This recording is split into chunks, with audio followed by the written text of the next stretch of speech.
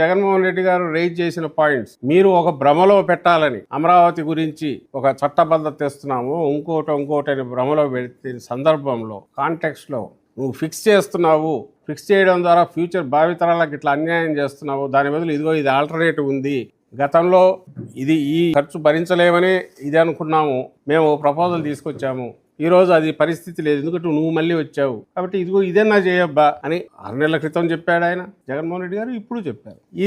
ఇందులో ఇప్పుడు discussion point వచ్చి చంద్రబాబు నాయుడు గారు ఆన్సర్ ఇవ్వాలంటే ఏమి ఇవ్వాలా? జగన్మోహన్ రెడ్డి గారు ఇదిగో మీరు చెప్పింది తప్పు, ఇంత ఖర్చు అవసరం లేదు, ఇదిగో 5,000 కోట్లతో పూర్తి అవుతుంది, లేదా ఇప్పుడు నేను పెట్టిందే ఫైనల్, ఇదిగో దీని నుంచి ఇదిగో రిటర్న్ ఇట్లా వస్తుంది, నేను సెల్ఫ్ సస్టైనబుల్ సిటీ అంటే సెల్ఫ్ రిలయంట్గా ఉంది అంటే ఆదాయం ఇక్కడ నుంచి వస్తుంది, ఇదిగో ఇప్పుడు నుంచి ఇప్పటికే ఇంత వచ్చింది ఎక్కడ అంటున్నావు? మొన్న ఆయన ఆన్సర్ చేసిన ప్రయత్నంలోనే అది డొల్లా అని ఆయనంతటా ఆయనే ఒప్పుకున్నాడు, ఇప్పట్లో ఏది రాదు అని. ఏమన్నాడు? ల్యాండ్స్ ఇప్పుడే అమ్మితే రేట్లు ఎక్కడ వస్తాయని. మరి